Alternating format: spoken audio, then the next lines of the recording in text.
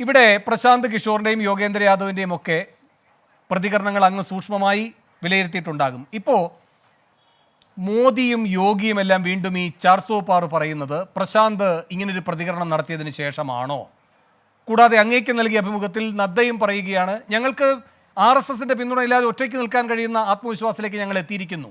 അപ്പോൾ ഈ പ്രതികരണങ്ങളൊക്കെ വരുന്നതിൻ്റെ പശ്ചാത്തലത്തെ താങ്കൾ എങ്ങനെയാണ് വിലയിരുത്തുന്നത്? ഇതെല്ലാം പ്രശാന്ത് കിഷോറിൻ്റെ ഈ അഭിപ്രായ പ്രകടനത്തോടെ തിരികൊളുത്തപ്പെട്ടിരിക്കുന്ന രണ്ടാമതായി കടന്നു വരുന്ന ആത്മവിശ്വാസം എന്ന രൂപത്തിലാണോ കാണേണ്ടത്?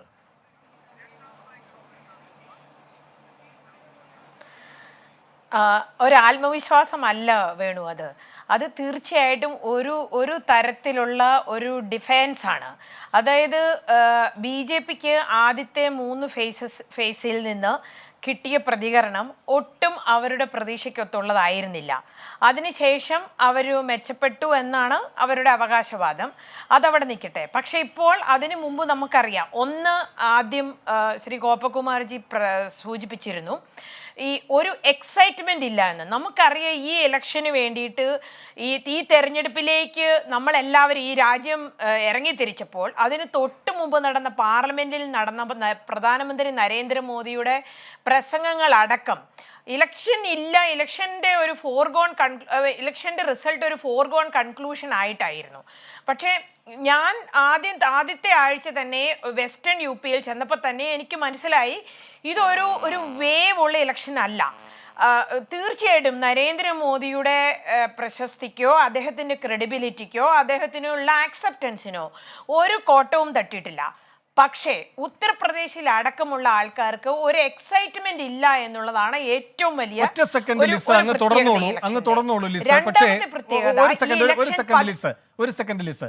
ഈ വേവിന്റെ കാര്യം പറയുന്നുണ്ടല്ലോ, അതിന് പ്രശാന്തും യോഗേന്ദ്രയും പറയുന്ന 2 കാര്യങ്ങൾ കൂടി, എന്നിട്ട് അങ്ങ് തുടർന്നോളൂ. പ്രശാന്ത് പറയുകയായിരുന്നു, മാധ്യമപ്രവർത്തകർ, ടെലിവിഷൻ ജേർണലിസ്റ്റുകളായാലും പ്രിന്റിന്റെ ആയാലും ആദ്യം തന്നെ കരുതുകയാണ് ഈ ചാർസോ പാറൊക്കെ കേൾക്കുമ്പോൾ 370 ഒറ്റയ്ക്ക് BJPക്ക് കിട്ടുമെന്ന് കേൾക്കുമ്പോൾ വലിയ വേവ് ഉണ്ടാകുമെന്ന്. എന്നിട്ട് ഗ്രൗണ്ടിലേക്ക് ചെന്നപ്പോൾ അത് കാണാത്തപ്പോൾ അവരുടെ മോഹഭംഗം നേരെ തിരിയുകയാണ്, ഇങ്ങനെയില്ല എന്ന് പറഞ്ഞുകൊണ്ട്. ഇത് പ്രശാന്ത് കിഷോർ പറയുകയാണ്. അപ്പോൾ നിങ്ങൾ ആഗ്രഹിക്കുന്ന നിങ്ങളുടെ വിഷ്ഫുൾ തിങ്കിങ് ആയിരുന്നു അതുണ്ടായില്ല, അപ്പോൾ നിങ്ങൾ നേരെ തിരിച്ചൊരു നറേറ്റീവ് ഉണ്ടാക്കുന്നുവെന്ന്. യോഗേന്ദ്ര യാദവിൻ്റെ വാചകങ്ങൾ ഞാൻ പറയാം. രണ്ടുപേരും 2 ഭാഗത്തെപ്പറ്റി പ്രതിനിധീകരിച്ച് പ്രതികരണം നടത്തിയവരാണല്ലോ. പക്ഷേ ഈ കാര്യത്തിൽ അവർ ഒരേപോലെയാണ്. It's a waveless election, most elections are waveless. എന്നിട്ട് യോഗേന്ദ്ര പറയുന്നുണ്ട് 77 89 നമ്മളിപ്പോൾ പ്രതീക്ഷിക്കേണ്ട എന്ന്. അങ്ങേക്ക് തുടരാം.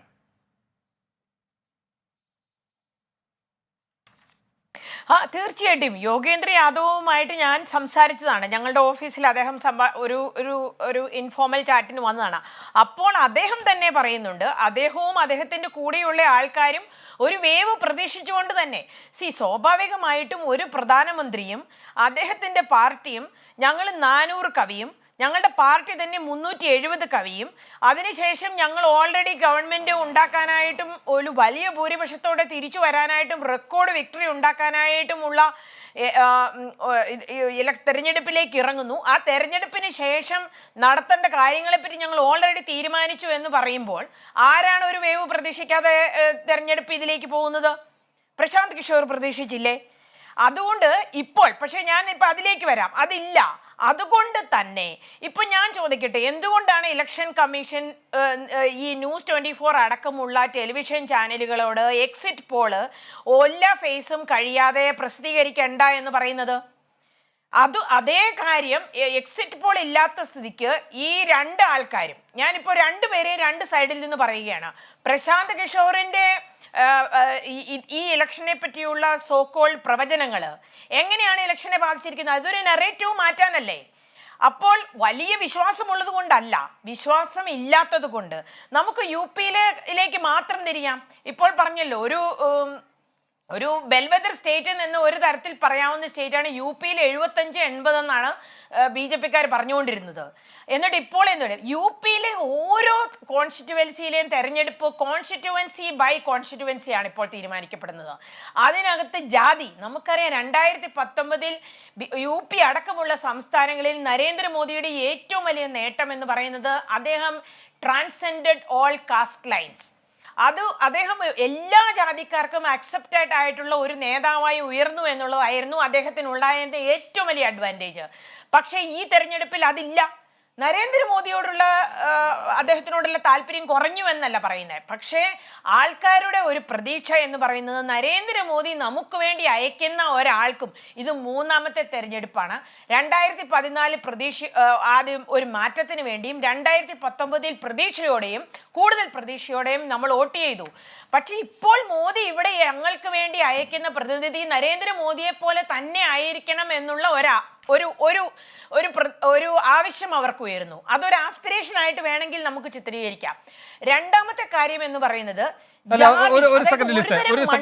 മണ്ഡൽ പൊളിറ്റിക്സിലേക്ക് ഇപ്പോ അങ്ങ് പറയുന്ന മോദിയുടെ സ്വീകാര്യതയുമായി ബന്ധപ്പെട്ട കാര്യം, എല്ലാ വിഭാഗങ്ങളെയും സ്വാധീനിക്കാൻ കഴിയുന്ന മോദിയുടെ സ്വീകാര്യത ഇപ്പോഴില്ല എന്ന്. ഇതിപ്പോ പ്രശാന്ത് കിഷോർ അതേപ്പറ്റി ഒരു യാഥാർത്ഥ്യം എന്ന നിലയിൽ തന്നെ അത് ചൂണ്ടിക്കാട്ടുന്നുണ്ട്. പ്രശാന്ത് കിഷോർ പറഞ്ഞിരിക്കുന്നത് 3 കാര്യങ്ങൾ എടുത്തുകൊണ്ടാണ്, ഗൂഗിൾ അനലിറ്റിക്സിന്റെ 3 കാര്യങ്ങൾ എടുത്തുകൊണ്ടാണ് ഈ മോദിയുടെ സ്വീകാര്യത കുറഞ്ഞതിന്റെ കാര്യങ്ങളായിട്ട് പറയുന്നത്. 2019 ഫെബ്രുവരി മുതൽ ജൂൺ മാസം വരെയുള്ളതും 2024 ഫെബ്രുവരി മുതൽ ജൂൺ മാസം വരെയുള്ളതുമായ കണക്കെടുക്കുകയാണ് എങ്കിൽ 3 കാര്യങ്ങൾ കാണാം. മോദിയുടെ റാലിയിൽ വരുന്നവർക്ക് സ്റ്റീപ്പ് ഡിക്ലൈൻ എന്നാണ് പ്രശാന്ത് കിഷോർ പറയുന്നത്, കുത്തനെയുള്ള ഇടിവ് സംഭവിക്കുന്നു എന്നാണ് പറയുന്നത്. പിന്നെ ഈ ഗൂഗിൾ അനലിറ്റിക്സ് പ്രകാരം മോദിയുടെ പോപ്പുലാരിറ്റി കുറയുന്നു, സ്വീകാര്യത കുറയുന്നു. മൂന്നാമത്തെ കാര്യം, ടെലിവിഷൻ ചാനലുകളിൽ മോദി എന്ത് പറഞ്ഞാലും TRP റേറ്റിംഗ് കിട്ടുമെന്നതുകൊണ്ട് മുഴുവൻ പ്രസംഗം കൊടുക്കുമായിരുന്നു, അത് കുറഞ്ഞിരിക്കുന്നു. ഇൻ്റർവ്യൂകൾ നടത്തിയതിൻ്റെ കണക്കുകളും പ്രശാന്ത് കിഷോർ പറയുകയാണ്. അത് ഇപ്പോഴും നടന്നല്ലോ, ഇപ്പോഴും ഇൻ്റർവ്യൂകൾ പല ചാനലുകൾക്കും കൊടുക്കുകയുണ്ടായല്ലോ. 1 മില്യൺ അത് കടക്കുന്നില്ല. മുൻപ് 5 മില്യനാണ് അതിൻ്റെ ഒരു മിനിമം റേഞ്ചിൽ നിന്നിരുന്നത്.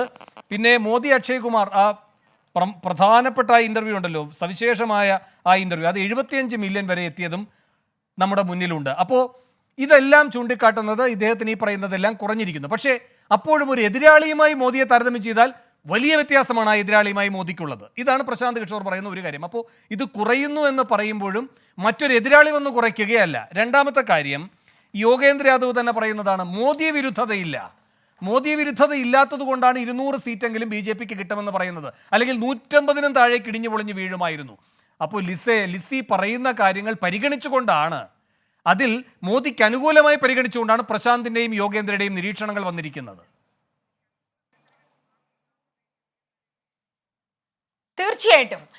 തീർച്ചയായിട്ടും അവരെ പറയുന്നതിനോട് ഞാൻ പൂർണ്ണമായി യോജിക്കുന്നു. ഞാൻ പറയുന്നത് അദ്ദേഹത്തിന്റെ ആക്സെപ്റ്റൻസ് ടെലിവിഷനിൽ അദ്ദേഹത്തിന്റെ ഞാൻ ഒരു കാര്യം പറയാം. നമ്മൾ പണ്ടൊക്കെ ഒരു വില്ലേജുകളിൽ യാത്ര ചെയ്യുമ്പോൾ അവിടുത്തെ ഒരുമാതിരിപ്പെട്ട ടീ ഷോപ്പുകളിലും ചെറിയ കടകളിലും വീടുകളിൽ പോലും നരേന്ദ്രമോദിയുടെ പ്രസംഗങ്ങൾ കേൾക്കാൻ, ഞാനിപ്പോൾ 5 സംസ്ഥാനത്ത് യാത്ര ചെയ്തു. ഓരോ സംസ്ഥാനത്ത് ഒരാൾ പോലും നരേന്ദ്രമോദിയുടെ പ്രസംഗം കേൾക്കുന്നത് അത് അവരുടെ കയ്യിലിരിക്കുന്ന മൊബൈൽ സെറ്റിലോ അല്ലെങ്കിൽ കടയിലിരിക്കുന്ന ടെലിവിഷൻ സെറ്റിലോ നരേന്ദ്രമോദിയുടെ പ്രസംഗം കാണുന്നത് ഞാൻ കണ്ടില്ല. തീർച്ചയായിട്ടും ധ്രുവരാത്തിയെ പോലെയുള്ള ആൾക്കാർക്കാണ് ഇപ്പോൾ കൂടുതൽ ഇത്. അതും മനുഷ്യന്റെ ഒരു സ്വഭാവമാണ്.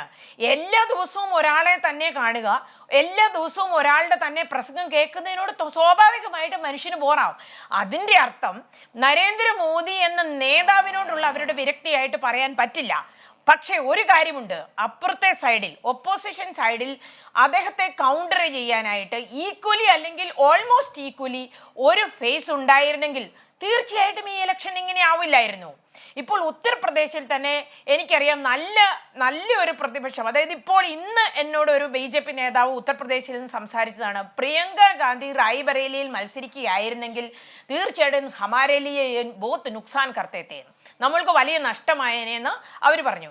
അതായത് ഒരു നേതാവിനെ, നമുക്ക് എല്ലാ രാജ്യത്തും ഉള്ള ഒരു ഇതാണ് പൊളിറ്റിക്സ് അല്ലെങ്കിൽ ഒരു ഈ ഡെമോക്രസി മാത്രമല്ല, നമുക്ക് ഒരു നേതാവിനെ നമുക്ക് somebody who will capture your imagination എന്ന് നമ്മൾ പറയും. ആ ഒരു നേതാവ് എപ്പോഴും ഉണ്ടായിരിക്കണം.